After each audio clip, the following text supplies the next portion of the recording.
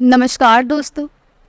आज मैं आपको सुनाने जा रही हूँ जब एक गरीब बेटी को अमीर ससुराल वालों ने शादी के जाल में फंसाकर बेचना चाहा, तो बेटी ने कर दिया ऐसा काम कि सभी के पैरों तले जमीन निकल गई। अरे अम्मा, आप दादी का इतना अत्याचार कैसे सह लेती हो? अगर मेरा बस चली ना तो मैं तो ऐसी सास को यूँ चुटकी में मजा चखा देती। लेकिन पता नहीं आप कौन सी मिट्टी से बनी है जो दादी के इतने ताने सुनने के बाद भी चुपचाप रहती हो। आपकी जगह अगर मैं होती ना तो मैं उन्हें ऐसा जवाब देती कि उनकी नानी याद आ जाती, कहकर अपनी ही माँ पर गुस्सा करती हुई गौरी अपनी माँ रजनी के ऊपर भड़क रही थी, क्योंकि गौरी की दादी कटोरी जी थोड़ी पुराने ख्यालों वाली थी। वह अपनी बहू के हर काम में मीन मेक निकालती ही रहती थी, जो गौरी को बिल्कुल भी अच्छा नहीं लगता था। लेकिन उस बेचारी को क्या मालूम था कि जिस चीज के वह सख्त खिलाफ थी उसके जीवन में वही सब होने वाला है। गौरी पढ़ी लिखी सुंदर सुशील लड़की थी। उसके पिता एक सरकारी शिक्षक थे, इसलिए वह चाहते थे कि उनकी बेटी भी पढ़ लिख कर कोई अच्छी जॉब करे। गौरी अपने पिता सुमित जी की हर बात को मानती थी, इसलिए उसके अंदर संस्कार तो कूट कूट कर भरे थे। सुमित जी गौरी को उसकी ग्रेजुएशन कंप्लीट होने के बाद भी आगे की शिक्षा देना चाहती थी, लेकिन उनकी माँ कटोरी जी ने जिद पकड़ ली कि उनके जीते जी वे अपने पोती के हाथ पीले होते हुए देखना चाहती है। इसलिए अब गौरी भी शादी करने के लायक हो गई है, इसलिए उसकी शादी जल्दी से जल्दी करवा दो। गौरी के लिए एक से बढ़कर एक रिश्ते आए, लेकिन कटोरी जी ने गौरी के लिए राहुल को पसंद किया, क्योंकि वह उनके मायके वालों के रिश्तेदार का बेटा था। तो उन्हें उस पर और उसके माता पिता के ऊपर पूरा भरोसा था कि वे लोग गौरी को बहू नहीं बेटी बनाकर रखेंगे। गौरी के ससुराल वाले भी काफी अमीर थे, या यूं कहे कि गौरी के मायके वालों से ज्यादा ही अमीर थे, क्योंकि राहुल के पिता की बहुत बड़ी किराने की दुकान थी। राहुल और उसका भाई दीपक दोनों सरकारी नौकरी पर थे, इसलिए सुमित जी को भी वह रिश्ता गौरी के लिए ठीक लगा। गौरी ने भी सोचा, राहुल के परिवार वाले सभी लोग पढ़े लिखे हैं तो खुले विचार वाले भी होंगे, और सरकारी नौकरी वाला पति कौन नहीं चाहेगा। राहुल देखने में भी सुंदर था, इसलिए गौरी ने भी हाँ कर दिया। अब गौरी और राहुल की शादी बड़े ही धूमधाम के साथ हो गई। गौरी के ससुराल आते ही उसके ससुराल वाले उससे हर छोटे बड़े फैसले में उसकी राय लेने लगे। सास ससुर बेटी बेटी कहते नहीं थकते थे, क्योंकि उनकी बेटी नहीं थी और उनकी बहुत इच्छा थी बेटी की, इसलिए वे बहू को बेटी की तरह रखना चाहते थे। राहुल तो गौरी से उम्र में बड़ा था ही, उसका छोटा भाई दीपक भी गौरी में उम्र में बड़ा ही था। वह भी गौरी को जैसे उसके माँ पिताजी सम्मान देते वैसा ही वह भी सम्मान देता। गौरी की शादी को भी लगभग 1 साल ही हुई होगी कि एक दिन गौरी की सास सीमा जी ने गौरी से कहा, बेटी, तुम्हारे ससुर को कारोबार में बहुत नुकसान हो गया है। जिस ट्रक से सामान मंगवाया जा रहा था उस ट्रक को ड्राइवर कहाँ लेकर चला गया पता ही नहीं चला, जिसके कारण हमें लाखों का नुकसान हो गया है। और दोनों बच्चों ने अभी अभी अपने नाम से एक एक प्लॉट खरीदा है, जिसकी EMI चल रही है। अब कहीं से भी पैसे आने का रास्ता समझ में नहीं आ रहा है, इसलिए तुम अपने पापा से 10 लाख रुपए मांग लो, तुम्हारा कारोबार फिर से चल पड़े, वरना में बहुत सी परेशानियों का सामना करना पड़ सकता है। सीमा जी की बातें सुनकर गौरी को तो ऐसा महसूस हुआ मानो काटो तो खून ही नहीं, क्योंकि उसके पिता बहुत ही सिद्धांतवादी इंसान थे। उनकी तनख्वाह इतनी भी ज़्यादा नहीं थी कि घर के खर्च के बाद बहुत ज़्यादा पैसे बचा सके, और 1 साल पहले ही तो उन्होंने अपनी बेटी की शादी की थी, उसमें भी अपनी औकात से बढ़कर खर्च कर चुके थे। इसलिए गौरी जानती थी कि उतने पैसे देना उसके पिता के बस की बात नहीं है। लेकिन वह दुविधा में पड़ गई कि वह किसे क्या कहे। अगर सास ससुर को पैसे देने से मना करती है तो उनके क्रोधित होने का डर था, और अगर अपने पापा से पैसे की मांग करती है तो पापा के चिंतित होने का डर था। अब वह करे तो क्या करे, उसे समझ में नहीं आ रहा था। इसलिए उसने किसी से भी बात नहीं की। फिर एक दिन सीमा जी ने गौरी से कहा, अगर वह अपने पापा से लेकर नहीं आएगी तो वह उनके घर में नहीं रह सकती। शिवाजी का अंतिम फरमान सुनकर गौरी को मजबूरन अपने पिता के घर जाना पड़ा, और उसने रो रो कर अपने मायके वालों को वह सारी बातें बता दी जो सीमा जी ने उससे कही थी, और ये भी बताया कि पहले उसे उसकी सास ससुर बेटी बेटी कहते नहीं थकते थे, लेकिन बेटी से कब बहू कहना शुरू कर दिया उसे भी पता नहीं चला। अब उसकी सास ससुर बहू, ओए बहू कहकर उससे बात किया करते हैं। लेकिन गौरी के पापा सुमित जी ने जब से ये बात सुनी थी, उनके दिमाग में बेटी की बातें हथौड़े की तरह पड़ रही थी। वे जितना ज़्यादा उस बात को भुलाने की कोशिश करते, उन्हें उतना ज़्यादा याद आती। एक दिन उन्हें उसी बात की इतनी ज़्यादा टेंशन हो गई कि उन्हें हार्ट अटैक आ गया, और वे इस भरी दुनिया को छोड़कर परमात्मा में विलीन हो गए। अब गौरी का तो रो रो कर बुरा हाल हो गया। उसे समझ में नहीं आ रहा था कि अपने ससुराल वालों की डिमांड पूरी कैसे करेगी, क्योंकि उसके पिता की मृत्यु के बाद भी उनका अत्याचार कम नहीं हो रहा था।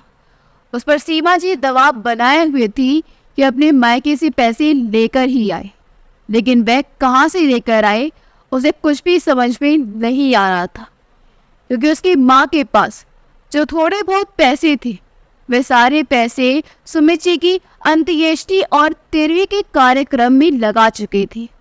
लेकिन गौरी के ससुराल वालों को उसे कोई फर्क नहीं पड़ रहा था, बल्कि सुमित जी की मृत्यु के 2 महीने बाद ही गौरी को पैसे लेने उसके मायके भेज दिया गया, और कहा कि जब तक पैसे नहीं लाएगी वापस नहीं आना। गौरी रोती बिलखती अपने मायके पहुंची, लेकिन उसकी हिम्मत नहीं हो रही थी कि वह अपनी माँ या दादी से कुछ भी कहे। लेकिन माँ तो माँ होती है। रजनी जी अपनी बेटी का मुरझाया सा चेहरा देखकर समझ गई कि उनकी बेटी को फिर से उसके ससुराल वालों ने कुछ तो कहा है। उन्होंने जब उसकी उदासी का कारण पूछा तो उसने ज़्यादा कुछ नहीं बताया, लेकिन रजनी जी और गौरी की दादी कटोरी जी समझ गए थे कि बिटिया को कोई ना कोई परेशानी ज़रूर है, तभी इतनी उखड़ी उखड़ी सी लग रही है। कटोरी जी ने ही जिद करके गौरी की शादी राहुल से करवाई थी, क्योंकि वह उनके रिश्तेदारी का लड़का था।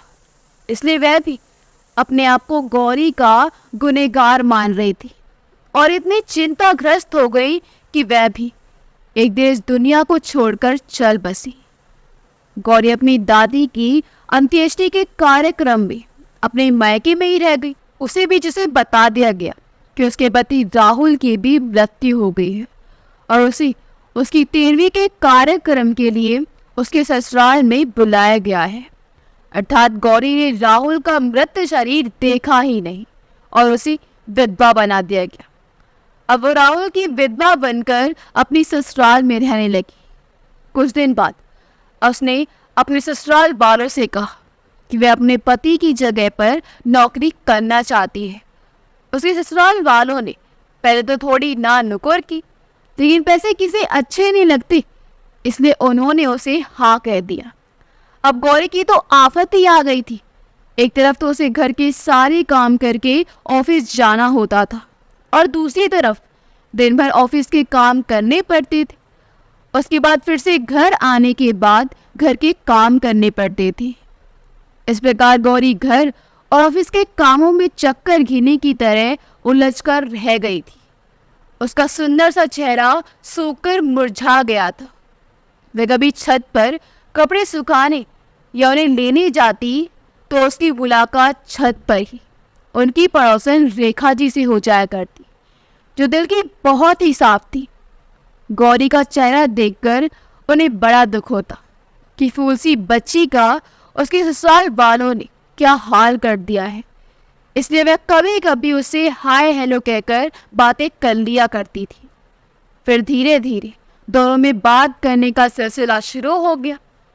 एक दिन रेखा जी ने गौरी को छत पर से ही अपने पास बुलाया और कहा, बेटा, मैंने ये मटरी बनाई है, इसे जरा खाकर तो बताओ कैसी बनी है। तुम्हारे अंकल से खाने के लिए कहती हूँ तो वो तो उल्टा ही मुझे ही डांट देते हैं, कहते हैं तुमने बनाई है ना तो तुम ही खाओ। रेखा जी की बातें सुनकर गौरी हंस पड़ी। गौरी कितने दिनों बाद हंसी थी उसे भी पता नहीं था। अब तो रेखा जी ने अपनी छत के ऊपर बनी एक छोटी सी अलमारी में खाने की चीजें रखना शुरू कर दिया था, सिर्फ और सिर्फ गौरी के लिए ही। और उसे उल्टे सीधे बहाने बनाती रहती। कभी कहती कि तुम्हारे अंकल को ये चीज़ पसंद नहीं है, इसे सोचा तुम्हारे साथ मिलकर खाया जाए ताकि इसे ख़त्म कर सकूं। कभी कहती बच्चों को इसका स्वाद बिल्कुल भी अच्छा नहीं लगा, तुम ज़रा खाकर तो बताओ। इस प्रकार रेखा जी किसी न किसी बहाने से गौरी को कुछ न कुछ खिलाती रहती और गौरी भी रेखा जी की तारीफें करते हुए खाती रहती। अब गौरी का चेहरा पहले की अपेक्षा काफी खिला खिला सा लग रहा था। एक दिन रेखा जी ने फाफड़ा और जलेबी बनाई और छत पर गौरी के आने का इंतजार करने लगी। गौरी जैसे ही छत पर कपड़े सुखाने आई, रेखा जी ने उसे अपनी तरफ आने का इशारा किया। गौरी ने भी, उसे छुट्टी होने के कारण बाल धोए थे और ठंड का मौसम होने के कारण मस्त धूप में बाल सुखाते हुए सारे कपड़े सूखने डाल देने के बाद रेखा जी के साथ बातें करते हुए फाफड़ा और जलेबी खाने का आनंद लेने लगी।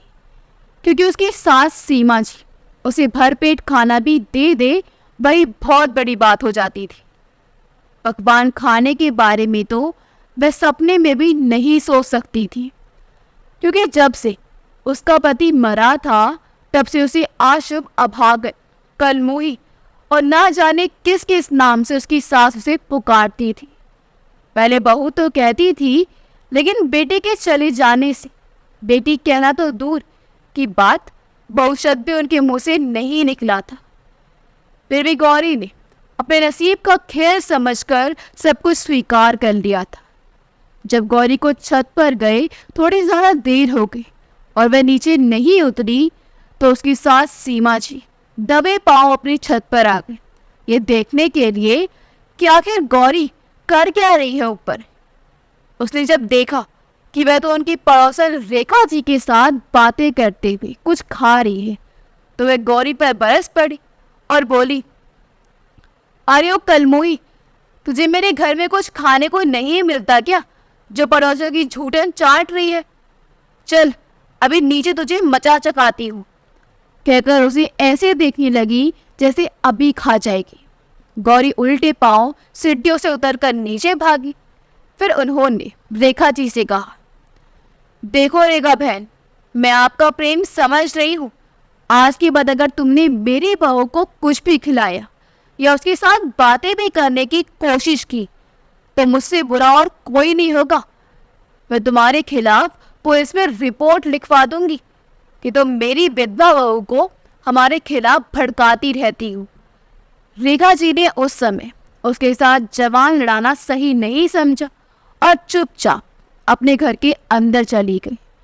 उन्होंने कान लगाकर सुना, गौरी के कमरे से सीमा जी की जोर जोर की आवाज आ रही थी।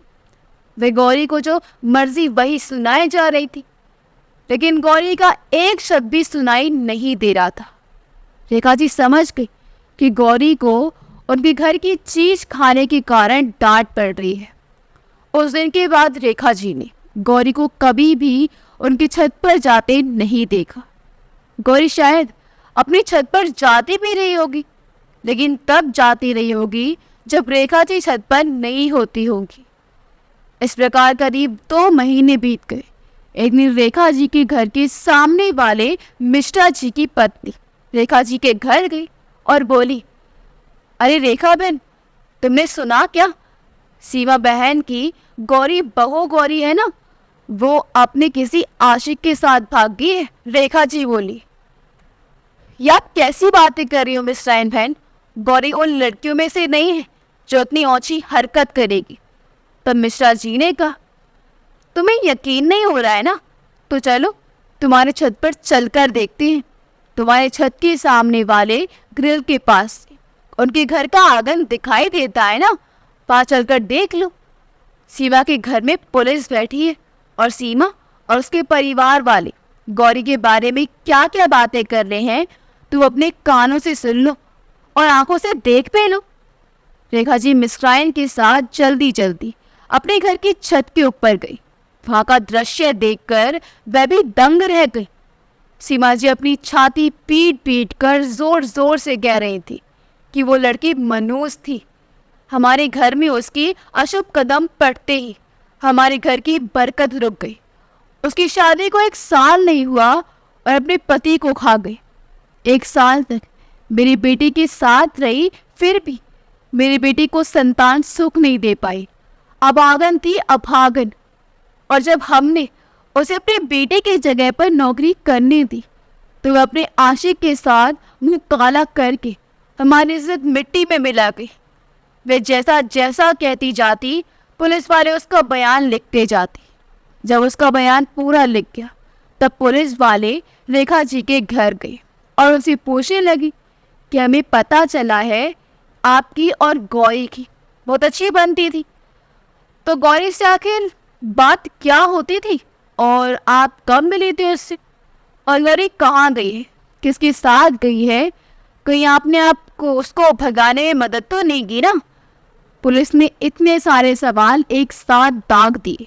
रेखा जी के पति भी उस वक्त घर पर ही थे, इसलिए उन्होंने सबसे पहले पुलिस वालों को शांति से बैठाया और रेखा जी से गर्मा गर्म चाय बनाने के लिए कहा।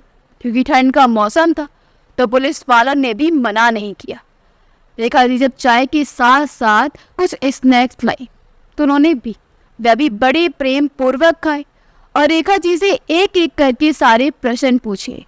रेखा जी ने भी उनके सभी सवालों के जवाब सही सही बता दिए और उस दिन वाली बात भी बताई जिस दिन गौरी के साथ मिलकर उन्होंने जलेबी और फाफड़ा खाया था। उसके बाद सीमा जी ने गौरी और उन्हें भी खूब खरी कोटी सुनाई थी। उस दिन के बाद से गौरी के साथ उनकी मुलाकात नहीं हुई है। पुलिस वालों ने रेखा जी के बयान को भी नोट किया और चले गए। उनके जाने के बाद रेखा जी के पति राजकिशोर जी उन पर भड़कते हुए कहा, इसलिए मैं तुमसे कह रहा था कि तुम किसी के फटे में टांग मत अड़ाओ, लेकिन नहीं, तुम्हें तो मजा आता है ना इसकी उसकी बातों को इधर उधर करने में। अब लो, पड़ गई ना बैठे बिठाए मुसीबत में। सीमा भाभी बहुत चालाक औरत है, उसने तुम्हारा नाम बता दिया। अरे उनके घर का मैटर था, भाई लोग निपटाते हैं ना, हमें बीच में डालने की क्या जरूरत थी।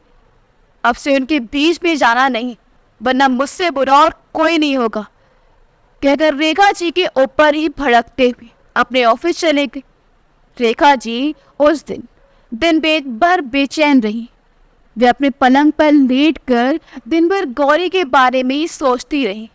उनका दिल गवाही नहीं दे रहा था कि इतनी शांत स्वभाव की लड़की ऐसा गलत कदम उठा सकती है। जब दूसरे दिन गौरी की माँ रजनी जी को बुलाया गया और उनके सामने गौरी को खूब भला बुरा कहा गया, चरित्रहीन, उल्टा और ना जाने क्या क्या, तब रजनी जी केवल वहां से आंसू बहाते हुए निकल गई। किसी से भी एक शब्द नहीं कहा अपनी बेटी के पक्ष में। तब रेखा जी ने भी गौरी के बारे में धीरे धीरे सोचना कम कर दिया। समय यूं ही गुजर रहा था। रेखा जी और राजकिशोर जी ने अपने बेटे और बेटी की शादी भी कर दी। वैसे ही उनकी पड़ोसी गौरी के ससुराल वालों ने भी दीपक की शादी भी कर दी। एक दिन रेखा जी अपनी बेटी नेहा के ससुराल गई हुई थी। वहां से कुछ सामान लेने बाजार गई थी। तभी एक दुकान में मोल भाव करते हुए एक जानी पहचानी सी आवाज उन्हें सुनाई दी। उन्होंने उसकी तरफ मुड़कर देखा। थोड़ी देर वही उसका इंतजार करती रही कि तभी वह औरत रेखा जी की ओर मुड़ी। रेखा जी और उसकी आंखें एक दूसरे से टकराई। तभी रेखा जी ने देखा, अरे ये तो गौरी है। परंतु ये क्या? गौरी को उन्हें सर से लेकर पांव तक देखा तो वो तो उसे देखते ही रह गई। गौरी सुहागर की तरह अपनी मांग में सिंदूर डाले हुए थी, गले में मंगलसूत्र था और वह गर्भवती भी थी। गौरी ने जैसे ही रेखा जी को देखा, उनके पैर छूने के लिए झुकी और बोली, अरे आंटी जी, आप यहाँ कैसे? रेखा जी 2 कदम पीछे हट गई। रेखा जी ने गौरी को अपने पैर नहीं छूने दिए। उसके मन में गौरी के लिए जो उत्तम विचार थे वो सब बदल गए थे और उनके मन में कई तरह के अजीब और गरीब विचार पनपने लगे। वे उसको घृणा भरी दृष्टि से देखने लगी। तभी गौरी ने जबरदस्ती उनके पैर छुए और उनका हाथ अपने हाथों में लेते हुए बोली, आंटी जी, आप भी मेरी माँ की तरह ही सोच रही हैं ना? मेरी माँ भी सबसे पहले मेरे बारे में सुना तो ऐसे ही सोच रही थी कि मैं बदचलन हूँ, चरित्रहीन हूँ। लेकिन एक बार मेरी सच्चाई सुन लीजिए प्लीज़, फिर मेरे बारे में आपको जो सोचना है आप सोच लीजिएगा, वो आपकी मर्जी होगी। रेखा जी के मन में भी कई दिनों से मन में दबे प्रश्नों के उत्तर पाने की इच्छा थी, इसलिए वह भी उसकी बात मानकर बाजार से कुछ सामान की खरीदारी कर बाजार के पास से ही एक बार में जाकर बैठ गए। आंटी जी, आप भी मुझसे मेरी माँ की तरह ही नाराज़ है ना? जब उन्होंने पहली बार मेरे बारे में सुना था तो वह भी ऐसे ही गुस्सा हुई थी। उसकी बातें सुनकर रेखा जी को लगा, हो सकता है गौरी किसी बड़ी परेशानी में फंस गई हो। इसलिए उन्होंने शांत स्वर में कहा, लोगों की इस बात पर मुझे कतई विश्वास नहीं हुआ था कि तुम किसी के साथ भाग गई हो। मुझे लगा कि तुम अपने दुखों से छुटकारा पाने के लिए या तो तुमने स्वयं का अंत कर लिया है या फिर अपनी माँ के पास चले गए होंगे। लेकिन तुम्हारी माँ के वहाँ आने पर यह आशा ही खत्म हो गई कि तुम अपनी माँ के पास हो। मेरा ये शक भी दूर हो चुका था कि तुमने आत्महत्या की होगी, क्योंकि तुम्हारी लाश भी नहीं मिली थी। लेकिन तुम्हारा ये रूप देखकर मुझे धक्का लगा कि मेरी सोच तुम्हारे बारे में कितनी गलत थी। अगर तुम्हें किसी के साथ अपना घर बसाना ही था तो अपने घर वालों को साफ साफ क्यों नहीं बताया? तुम बालिग हो, समझदार हो, तुम अपना भला बुरा अच्छी तरह से समझ सकती हो गौरी। इसलिए तुम्हें तो कानून भी नहीं रोक सकता था दूसरी शादी करने से। गुस्से में रेखा जी ने एक ही बार में इतनी बातें कह दी। उन्होंने गौरी को देखा तो वह अपनी आंखें अपनी साड़ी के पल्लू से पहुंच रही थी।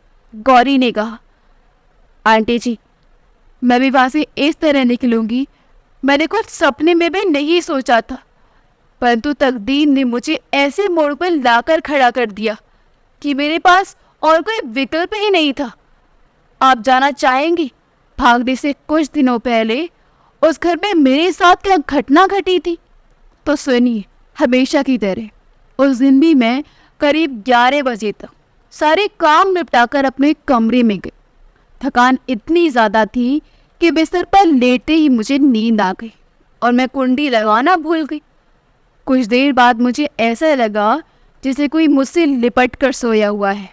गर्दन पर गर्म सांसें महसूस कर मैं घबराकर उठने लगी तो उसने मुझे दबोच लिया और गंदी हरकतें करना शुरू कर दिया जो मुझे बिल्कुल भी अच्छा नहीं लग रही थी। लेकिन मेरे कमरे की खिड़की से आ रही रोशनी से मैंने उस शख्स का चेहरा पहचान लिया था। वह शख्स कोई और नहीं, मेरा देवर दीपक ही था। अपने देवर दीपक को देखकर मेरे गले से जोर की चीख निकली और पूरी ताकत से उसे धक्का देकर मैं बेड से उतर गई और उस पर गुस्सा होते हुए उससे कहा, दीपक, तुम्हें शर्म नहीं आई अपनी भाभी के साथ ऐसा करते हुए? तुम तो मेरे छोटे भाई जैसे हो। और दरवाजे को खोलकर जल्दी से बाहर निकल गई और सासू माँ को जोर जोर से आवाज लगाने लगी। दीपक उसी समय मुझे धक्का देकर अपने कमरे की ओर भाग निकला। मम्मी जी और पापा जी आंखें मलते हुए अपने कमरे से बाहर निकल कर आए और गुस्सा होते हुए मम्मी जी ने कहा, अरे नास पीटी, तू इतनी रात को चिल्लाकर हमारी नींद खराब कर रही है। मम्मी जी मेरे करीब आते हुए बोली। मैं थर थर काँप रही थी। मैंने रुआसे स्वर में उन्हें सब कुछ बताया। मेरी बात सुनकर थोड़ी देर के लिए तो दोनों को धक्का सा लगा, लेकिन फिर मुझ पर इल्ज़ाम लगाते हुए कहने लगे, दीपक तो भी बच्चा है, ना समझ है, ज़रूर तेरी ही नियत में खोट होगा। मेरे मासूम से बच्चे पर डोरे डालती रहती है और उस मासूम पर लाछन लगाती है। कहकर सारा इल्ज़ाम मुझ पर ही लगा दिया। मैंने कसम खाकर कहा कि मैं सच कह रही हूँ, परंतु वह दोनों नहीं माने। तभी नाटकबाज दीपक अपने कमरे से निकलकर ऐसे बाहर आया जैसे हमने उसकी नींद खराब कर दी हो, और कहा, मम्मी ये क्या शोर मचा रखा है इतनी रात को? आपके ड्रामे कभी खत्म नहीं होते क्या? अरे भाभी को जितना डांटना है सुबह डांट लेना, लेकिन अभी तो मेरी नींद खराब मत करो। कहकर जैसे ही अपने कमरे में जाने के लिए बढ़ा, मम्मी जी ने उससे पूछा, क्या तो भी कुछ देर पहले अपनी भाभी के कमरे में गया था? उसने कहा, अरे मम्मी आप एक क्या मजाक कर रही हो, मैं तो 10 बजे ही सो गया था। कल मुही, तेरी जवान तेरे बस में नहीं है, तो जा कहीं जाकर डूब मर और दोबारा मुझे अपनी शक्ल मत दिखाना। इस प्रकार मुझे कोसती हुई मम्मी जी अपने कमरे में चले गए। पापा जी घूरती नजरों से मुझे देखते हुए वहीं खड़े रहे। वे मेरे सिर पर हाथ फेरते हुए पीठ तक ले गए। क्या मैं पुरुष स्पर्श को नहीं पहचानती? बबीता का वात्सल्य भरा स्पर्श तो बिल्कुल भी नहीं था, बल्कि एक छिछोरे मनचले पुरुष के हाथ का स्पर्श था जो मेरी कमर पर सांप की तरह रेंग रहा था। मैं चक्कर पीछे हटी और दरवाज़ा बंद कर पलंग पर जा गिरी। मुझे अब वह घर एक जेल की काल कोठरी से कम नहीं लग रहा था, जहाँ रक्षक ही भक्षक बन चुके थे। दूसरे दिन मैं सुबह होते ही घर के सारे काम निपटाकर ऑफिस के लिए निकल पड़ी। घर का तनावपूर्ण माहौल मुझे खाया जा रहा था। जब मैंने ऑफिस ज्वाइन किया था तब मुझे काम समझाने के लिए एक सीनियर क्लर्क की ड्यूटी लगाई गई थी। मैं बहुत ही गंभीर और शांत प्रकृति के इंसान थे। किसी भी काम में कोई भी मुश्किल आती तो मैं उनसे मदद ले लिया करती थी। उस दिन मुझे उदास और मेरी लाल आंखें देखकर वह मेरी टेबल पर आकर बोली, अगर आपकी तबीयत ठीक नहीं है तो छुट्टी ले लो, आपका काम मैं कर दूंगा। मैं तो घर से छुटकारा पाने के लिए ही ऑफिस गई थी, इसलिए फिर से उस घुटन भरे माहौल में जल्दी जाना मुझे अच्छा नहीं लग रहा था। इसलिए मैंने कह दिया, सब ठीक है। मैं लंच टाइम में भी वहीं बैठी रही। टिफिन तो ले गई नहीं थी, ना ही कुछ खाने का मन था, इसलिए वहाँ से उठी ही नहीं। जब उन्होंने मुझे वहीं बैठा देखा तो वह भी मेरे पास आकर बैठ गई और बोले, गौरी मैडम कोई बात हुई है क्या? आप मुझे बताइए ना। ज़रूर कोई ना कोई बात हुई है, वरना आप इतना परेशान नहीं होते। उस समय मुझे किसी हमदर्द, किसी अपने के सहारे की ज़रूरत थी। इतने दिनों से मुसीबतों का सामना अकेली करती आ रही थी, लेकिन उस रात की घटना से मेरे सब्र का बांध टूट गया था। उनके अपनापने भरे शब्द से मेरी हालत के बारे में पूछने पर मैं फूट फूट कर रो पड़ी। मेरी हालत देखकर वे घबरा गए और मेरी पीठ को सहलाने लगे। उनका स्पर्श पापा जी जैसा घिनौना बिल्कुल नहीं था, बल्कि एक संवेदनशील स्पर्श था जो मेरे मन के घाव पर बरम का काम कर रहा था। मुझे पानी पिलाकर प्रेम से बोली कि मुझ पर अगर भरोसा है तो बताओ क्या बात है, शायद मैं तुम्हारी कुछ मदद कर पाऊँ। मैंने रोते रोते उन्हें रात की घटना के बारे में बता दिए। इतना सुनते उनके चेहरे पर क्रोध के भाव और माथे पर चिंता की लकीरें साफ नजर आ रही थी। उन्होंने मुझे सांत्वना देते हुए मुझे समझाया कि निडर बनो और धैर्यपूर्वक काम करो, और एक कागज़ पर अपना पता और फ़ोन नंबर लिखकर देते हुए कहा, कि जब भी उनकी मदद की ज़रूरत हो मैं निसंकोच उन्हें कॉल कर सकती हूँ। मन का गुबार निकल जाने से मुझे हल्कापन महसूस हो रहा था। उन्हें शुक्रिया कहकर मैं वॉशरूम में गई और हाथ मुंह धोकर आई तो देखा टेबल पर एक सेब रखा था और उन्हें मुझे खाने का इशारा किया तो मैं उनकी बात टाल नहीं सकी। शाम को घर पहुंची तो तीनों राक्षस घर के आंगन में ही बैठे थे।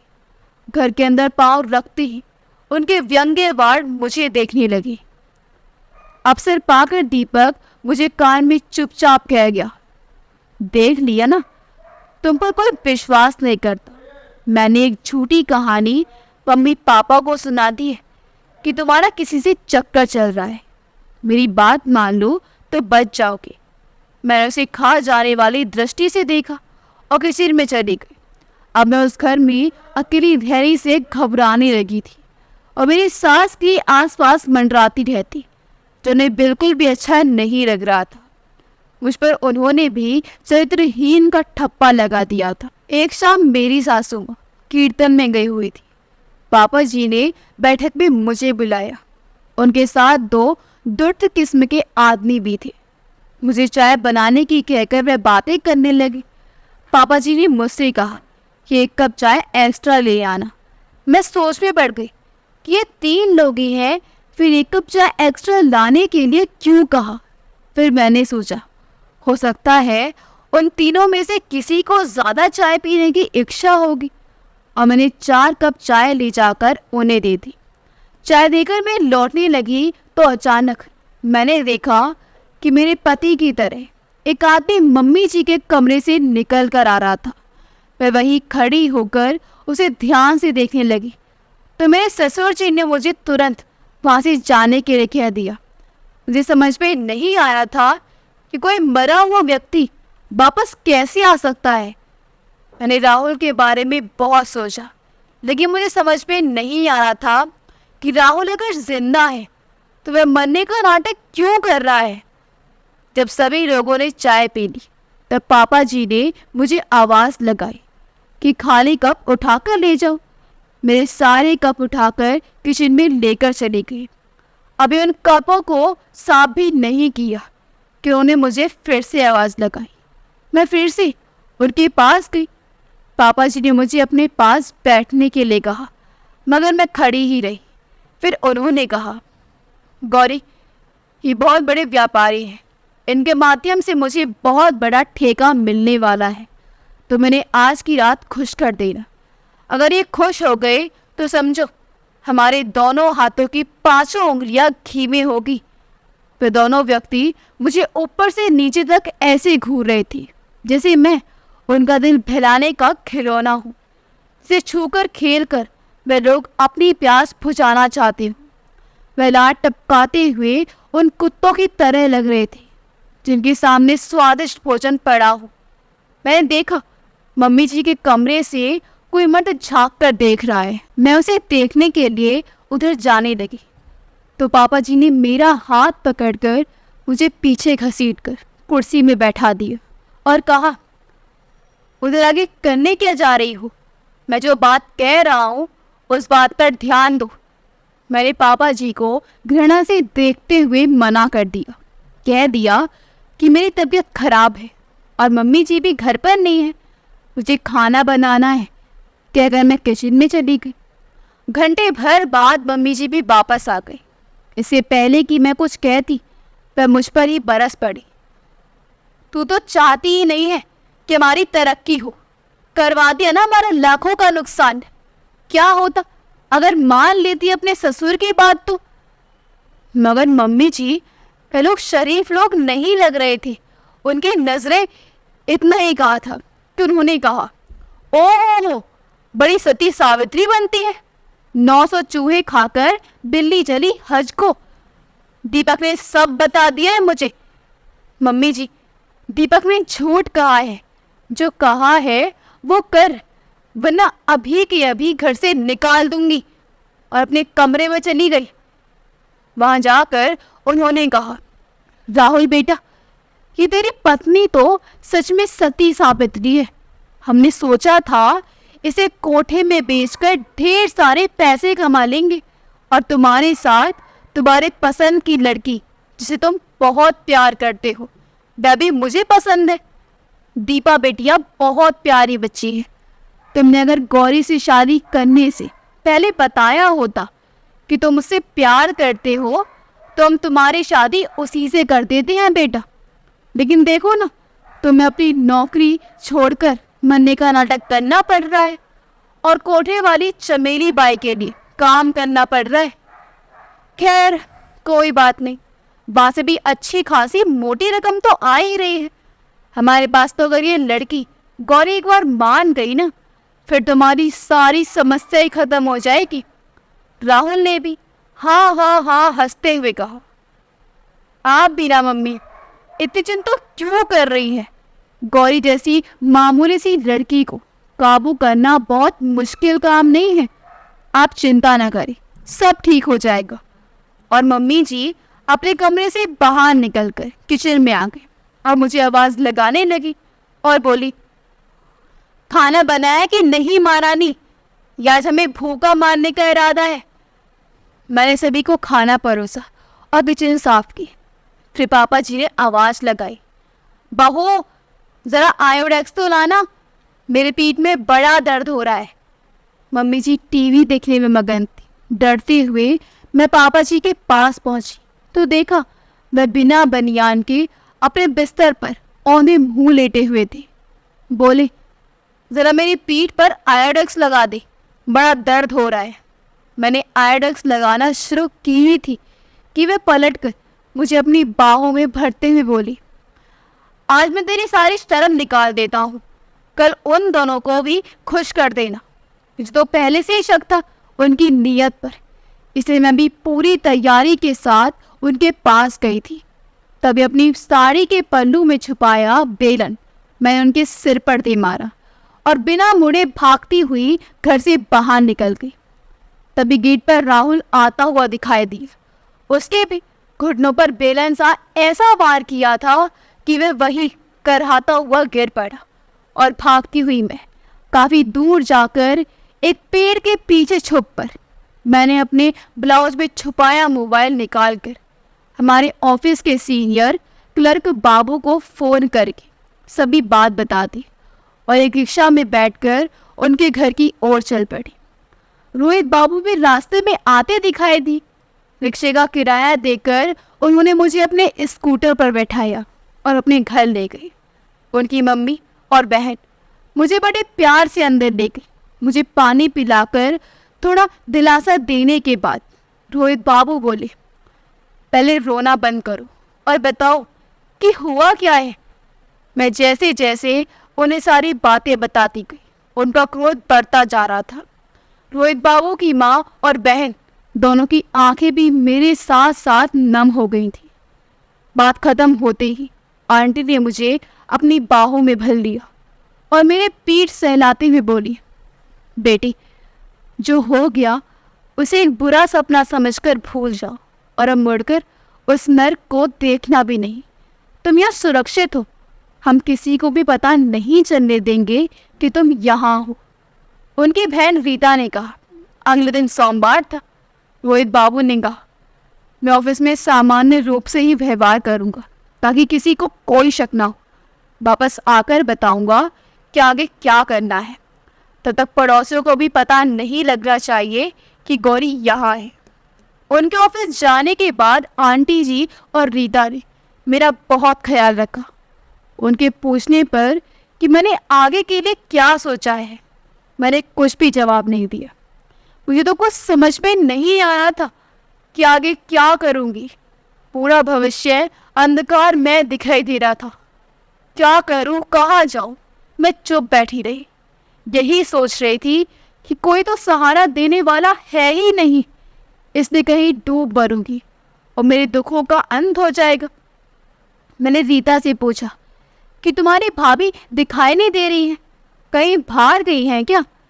तो उसने एक ठंडी सांस भरकर कहा, मेरी भाभी नहीं है। क्या रोहित बाबू ने अभी तक शादी नहीं की? नहीं, ऐसा नहीं है। 8 साल पहले मेरे भैया की शादी मोना भाभी से हुई थी। खुशहाल परिवार था हमारा।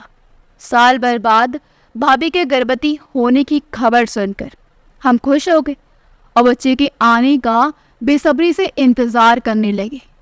पहले डिलीवरी मायके में होनी चाहिए कहकर भाभी अपने मायके चली गई।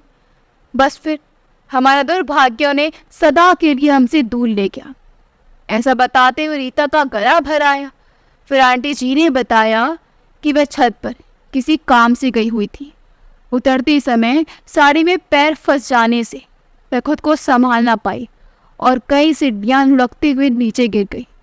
उसका सिर फट जाने से खून बहने लगा। अस्पताल ले गए तो डॉक्टर ने बताया कि बच्चा पेट में ही मर चुका है और मोना भी सीरियस है। हमें खबर मिलते ही हम भी वहाँ पहुँचे, लेकिन मोना भी अगले ही दिन हम सबको छोड़कर स्वर्ग से धार गई। रोहित की तो दुनिया ही चढ़ गई। वह तो पागल सा हो गया था। धीरे धीरे वक्त ने घाव पर मरहम लगाने का काम तो किया, लेकिन वह हंसना मुस्कुराना भूल ही गया। दूर से शादी करने के लिए बोलते हैं तो उसके लिए भी वह राजी नहीं हुआ। रोहित बाबू के जीवन की घटना को सुनकर मैं बहुत बनी खड़ी रह गई। ऊपर से इतने शांत और मन में ज्वालामुखी सा दर्द दबाए रोहित बाबू का गंभीर चेहरा मेरी आंखों के सामने घूमने लगा। मैं उस समय अपना दुख, भविष्य की चिंता सब भूल गई थी। शाम को रोहित बाबू थोड़ी देर बाद घर लौटे।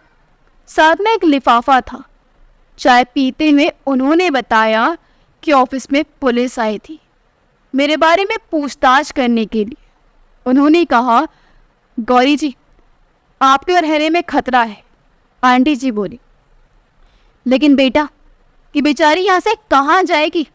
इसका तो कोई ठौर ठिकाना भी नहीं है। माँ, मैं उसका भी इंतज़ाम करके आया हूँ। उन्हें लिफाफे की तरफ इशारा करते हुए कहा, इसमें 2 बुकर हैं रीता और गौरी जी के लिए। कि दोनों इसे पहनकर सुबह 4 बजे वाली बस पकड़कर बनारस के लिए रवाना हो जाएंगे। सप्ताह भर बाद में और आप भी वहाँ पहुँचाएंगे और वहाँ इनके ठहरने की व्यवस्था कर देंगे। आपस में सलाह करके हम रात को जल्दी सो गए। रीता के पति हमें बनारस बस स्टैंड पर लेने आ गए। उन्हें रात को फ़ोन करके सारी बातें बता दी थी। वह भी काफ़ी मिलनसार व्यक्ति। फिर सप्ताह भर बाद रोहित बाबू भी अपनी माँ के साथ बनारस पहुँच गए। मैंने एक बात नोटिस की, जब मैं और रोहित बाबू इधर उधर होते तो बाकी तीनों खुसर फुसर करने लगते और हमें आते देख चुप हो जाते। मुझे लगा कि मैं उन पर बोझ बन गई हूँ और वे लोग मुझसे छुटकारा पाना चाहते हैं। आखिरकार मैंने एक दिन शाम के समय चाय पीते वक्त ये बात छेड़ ही दी कि वे लोग चिंता ना करें, मैं उन पर बोझ नहीं बनना चाहती और वहाँ से कहीं दूर चली जाना चाहती। सहसा मेरा निर्णय सुनकर सभी लोग हतप्रभ रह गए। लेकिन आप जाएंगे कहाँ? रोहित बाबू ने चिंता व्यक्त करते हुए कहा, कहीं भी जहाँ किस्मत ले जाए। लेकिन ना तुम्हारे पास पैसे हैं ना घर, कहाँ रहोगी? ये रीता की आवाज़ थी। और जिन भेड़ियों से तुम बचकर आई हो, क्या वे कहीं और नहीं मिलेंगे? क्या अकेली सामना कर लोगे तुम उनका? आंटी जी उठकर मेरे पास आकर बोली। मैं चुप बैठी आंसू बहाती रही। उनके प्रश्नों का उत्तर स्वयं मेरे पास भी नहीं था। सोचा था यहाँ से निकलकर गंगा में जा डूब बनूंगी। अचानक रीता जी के पति रमन जी ने जो कहा, जिसे सुनकर मैं और रोहित बाबू दोनों ही चौंक पड़े। देखो गौरी, तुम और रोहित भाई दोनों एक ही नाव में सवार हो। तुम दोनों ने ही अपना जीवन साथी खोया है। तुम एक दूसरे के दर्द को महसूस कर सकते हो। क्यों ना तुम एक दूसरे का हमसफर बनकर एक दूसरे के जीवन में आई इस कमी को पूरा कर दो। रमन जी, ये आप कैसी बातें कर रहे हैं? मैंने तो इसे सपने में भी नहीं सोचा था। ये तो गौरी जी की मजबूरी का फायदा उठाने जैसा हुआ। रोहित बाबू ने आकर कहा, देखिए रोहित जी, हम सभी ने सोच समझकर ये उचित फैसला लिया है। आप भी कब तक अकेली जिंदगी काटोगे? और गौरी भी बेचारी बेसहारा कहाँ कहाँ धक्के खाती फिरेगी। हाँ बेटा, तुम्हारे रूप में उसे एक मजबूत सम्मानित कंधे का सहारा मिलेगा और मुझे मेरी प्यारी सी बहू। आंटी जी ने प्यार से मुझे गले से लगा लिया। नहीं, ये ठीक नहीं है। गौरी जी मेरे बारे में क्या सोचेंगी? उन्हें तो लगेगा उनकी मदद करने के पीछे मेरा अपना स्वार्थ था। आपने तो इनसे पूछे बिना ही और इन पर अपनी राय थोप दी कि अगर रोहित बाबू दुखी भाव से सिर झुकाकर वहां से चले गए। मैंने खुद उस विषय में नहीं सोचा था। उन तीनों का छुपके छुपके बात करने का आशय अब मुझे समझ में आया। अपनी बेचारगी पर मुझे रोना आ रहा था, शक भी हो रहा था कि परिवार भी बाद में अपना असली रंग ना दिखाई दे, क्योंकि वे परिवार भी तो पहले बेटी बेटी कहते नहीं थकते थे। दूध का जला छाछ को भी फूंक फूर कर पीता है। वही हाल मेरा भी था। मेरी जिंदगी की नाव तूफान में थपेड़े खाती इधर उधर डोल रही थी। कोई किनारा नजर नहीं आ रहा था मुझे। उन तीनों के तर्क में दम था, बात में सच्चाई थी। यहाँ उनका संरक्षण था। बाहर जाने से आदमी रूपी खूंखार जानवर हर कहीं मिलेंगे। क्या पता कोई मुझे फिर से कोटे पर ही बैठा दे या मेरी इज्जत ही तार तार कर दे। ये कल्पना करते ही मैं सिर उठी। क्या मैं ये फैसला स्वीकार कर लूं? यदि मेरी किस्मत में सुख लिखा है तो मिलकर ही रहेगा। अगर नहीं मिला, गलत व्यवहार हुआ, तो गंगा मैया तो आखिरी विकल्प है ही। मैं चुपचाप बैठी उनकी दलीलें और सहारा देने की बातें सुनती रही। मुझे पसो पेस में डाल वे लोग वहां से उठ गए। रीता कुछ घंटों बाद मेरे पास आई और बोली, देखो गौरी, हमें तो अपनी बात तुम्हें बता दी, लेकिन तुम्हारी स्वीकृति के बिना कुछ नहीं होगा। तब तक परिस्थिति की गंभीरता का अंदाजा तो तुम्हें लग ही गया होगा। यदि इसके बाद भी जाना चाहती हो तो हम तुम्हें रोकेंगे नहीं। तुम्हारी हर संभव मदद भी कर देंगे और तुम्हारे लिए नौकरी भी ढूंढ देंगे। लेकिन अकेली रहकर तुम खुद को कितना बचा पाओगी, ये तुम्हें सोचना है, क्योंकि तुम्हारे पीछे कोई नहीं है। ऐसा नहीं है यहाँ तक कि तुम्हारा पहला पति जिंदा होते हुए भी मरने का नाटक कर रहा है। तो सोच सकती हो वे लोग कितनी बड़ी साजिश कर रहे हैं। अब आगे तुम्हारी मर्जी है, तुम्हें जो उचित लगे वही करो। हम तुम्हारे साथ हैं गौरी। अगर एक परिवार पति का साथ सम्मान जनक जीवन को ठुकराना चाहती हो तो तुम्हारी इच्छा। इतना कहकर रीता थोड़ी देर मेरे मुख के भाव को टटोलती रही, लेकिन मेरी तरफ से कोई उत्तर ना मिलने पर एक गहरी ठंडी सांस लेकर उठने लगी। तो मैंने उनका हाथ पकड़कर रोक लिया और कहा, दीदी, मैंने आप सब लोगों की बातों पर गौर किया है, लेकिन मुझे ये महसूस हो रहा है कि मुझ पर सहानुभूति और दया दिखाकर ही आप लोग ये निर्णय ले रहे हैं। हो सकता है बाद में इस फैसले पर आप लोगों को पछतावा होने लगे। तो रोहित बाबू भी ये नहीं चाहते, तो बात को आगे बढ़ाने का कोई फायदा नहीं है। और मैं आप सबके दिल से आभारी हूँ। आप सभी ने मेरे बारे में इतना सोचा, मुझे बेसहारा लाचार को सहारा दिया, पराया नहीं समझा।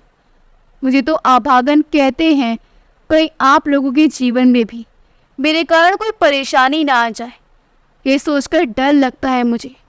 और गला भर आने के कारण आगे नहीं बोल पाए। गौरी, तुम अभी भी हमें अपना नहीं मान सकी हो, इसलिए ये सब कह पाई हो। भैया को मनाने की बात तुम हम पर छोड़ दो। ना हम तुम पर दया कर रहे हैं और ना ही कोई फायदा उठा रहे हैं। बताओ, तुम तैयार हो ना? एक तरफ कुआ और दूसरी तरफ खाई, हर हाल में गिरना तय ही है। तो क्यों ना इसी रिस्क को उठाकर देखे। ये सोचकर मैंने स्वीकृति दे दी। रीता ने खुश होकर मुझे अपनी बाहों में भर लिया और माँ को खुशखबरी सुनाने चली गई। शाम को रोहित बाबू मेरे पास आए और गंभीर स्वर में पूछा कि मैंने किसी दबाव या मजबूरी में आकर तो ये फैसला नहीं लिया है ना। मैंने भी यही सवाल उन पर दाग दिया कि क्या वे पूरे मन से रिश्ता निभाएंगे या वे मजबूरी में आकर ही मेरी जिम्मेदारी उठाने को तैयार हुए हैं।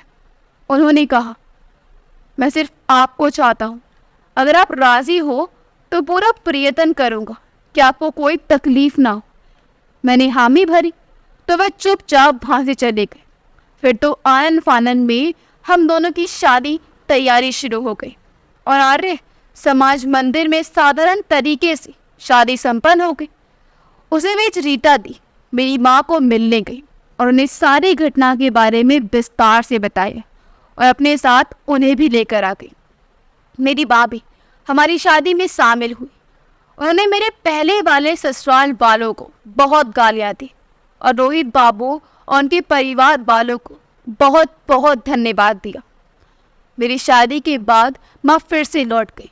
इधर बनारस में ही रमन जी ने हमारे लिए एक छोटा सा घर खरीद लिया, जिसमें मैं और माँ जी शिफ्ट हो गए। और रोहित बाबू ने 2-4 जगह नौकरी के लिए अप्लाई किया था। 1 महीने के अंदर ही और एक फॉर्म में नौकरी मिल गई। पुरानी नौकरी उन्होंने भी छोड़ दी और हमेशा के लिए हम सब बनारस में ही बस गए। मेरी शादी को 7 महीने हो गए हैं। मैं अपने परिवार में बहुत ज़्यादा खुश हूँ। सभी लोग मुझे बहुत प्यार और सम्मान देते हैं। रीता जी का स्वभाव बहुत अच्छा है। हमारे प्रेम और खुशहाली का प्रतीक मेरी कोख में पल रहा है। हम दोनों अपनी बीती जिंदगी के दुख दर्द को बुरा सपना समझकर भूल चुके हैं। ससुराल के प्रत्येक सदस्य के लिए मेरे मन में बहुत आदर और सम्मान है, जिन्होंने मुझे एक पिंजरे की कैसी आज़ाद कराकर एक स्वतंत्र आकाश दिया है, जिसमें मैं अपने पंख फैलाए सारे गगन को नापती रहती हूँ। रेखा जी ने देखा गौरी का चेहरा एक अनोखी आभा से दमक रहा था। रेखा जी के मन में गौरी के प्रति जो घृणित भाव आ गए थे, वह उसकी आप बीती सुनकर प्रेम भाव में बदल गई। वह भाव विभोर होकर नवजीवन से भरपूर प्रसन्नचित गौरी को आप पलक निहार रही थी। तभी रेखा जी की बेटी का फोन आ गया। वह बोली, मम्मी आप कहाँ हो और अभी तक घर क्यों नहीं आई? मैं ऑफिस से वापस भी आ गई हूँ। तब रेखा जी ने कहा, बेटा मैं अभी बस थोड़ी देर में आ जाऊँगी, तुम चिंता ना करो। और फ़ोन कट करके गौरी से कहा, गौरी तुमने भले ही रोहित जी से शादी कर ली, लेकिन तुम कहती हो ना कि राहुल को अपनी आंखों से देखा है, तो क्यों तुम उनके खिलाफ FIR दर्ज करो, ताकि उनकी सच्चाई तो सामने आए कम से कम। तब गौरी बोली, आंटी जी लेकिन राहुल सबकी नज़रों से छुप कर रहता है। वह किसी कोटे वाले के लिए काम करता है। उसने मेरा भी सौदा कर दिया था। अगर मैंने FIR कर भी दी और वह नहीं पकड़ा गया तो कहीं मैं ही मुसीबत में ना पड़ जाऊं। इसलिए आज तक मैंने उसके खिलाफ केस दर्ज नहीं किया है। इस बारे में मैंने रोहित जी से बात भी की, लेकिन मेरे कोख में ये नन्ही सी जान पल रही है। इस पर कोई आज ना आ जाए, इसलिए मैंने सोचा मेरी डिलीवरी के बाद सोचेंगे कि राहुल के खिलाफ क्या करना चाहिए। तब तक रोहित बाबू उसके खिलाफ पुख्ता सबूत भी इकट्ठा कर लेंगे। रेखा जी ने उसके सिर पर प्यार से आशीर्वाद देते हुए हाथ फेरा और कहा, जुग जुग जियो मेरी बेटी, तुम्हारी संतान हमेशा स्वस्थ और मस्त रहे। फिर दोनों अपने अपने घर को चले गए। अपने घर में जाकर रेखा जी ने अपनी बेटी गौरी की सारी हकीकत बताई और टीवी चालू किए। जैसे टीवी चालू किया तो देखा कि राहुल उसके परिवार को पुलिस पकड़कर ले जा रही है। राहुल और उसके पिता देह व्यापार के केस में पकड़े गए और राहुल पर यह आरोप भी था कि उसने मरने का नाटक करके अपनी पत्नी को विधवा बनाकर अपने घर से भगा दिया और किसी कोटे वाली लड़की से शादी कर ली है। उसी लड़की के द्वारा कंप्लेंट करने पर उन्हें गिरफ्तार किया गया है। दीपक को भी पुलिस तलाश रही है, क्योंकि वह भी उनका साथ देने में बराबर का भागीदार था। लेकिन दीपक की पत्नी और दीपक दोनों ही लापता हैं। पुलिस को दीपक जहां भी मिल जाएगा उसे तुरंत ही गिरफ्तार करने का ऑर्डर मिला है। राहुल को और उसके परिवार वालों को ऐसे अपराध के लिए सजा मिली है कि वे लोग चाहकर भी जीवन भर कभी भी जेल से बाहर नहीं आ सकते, क्योंकि उन्होंने जीवित इंसान को मृत घोषित कर इंसानियत को शर्मसार किया है और देह व्यापार जैसे इन्होंने काम को अंजाम देकर मानवता को ही खत्म कर दिया है। इसलिए उन्हें इंसान कहलाने का हक भी नहीं है। इस प्रकार उनकी हर जगह बदनामी हो रही थी। वही रोहित जहाँ काम कर रहा था, उस मालिक का केवल एक ही बेटा था जो विदेश में रहता था। विदेश में रहते हुए वह जिंदा है या मर गया, 10 साल से उन्हें उसके बारे में कुछ भी पता नहीं चल पाया था।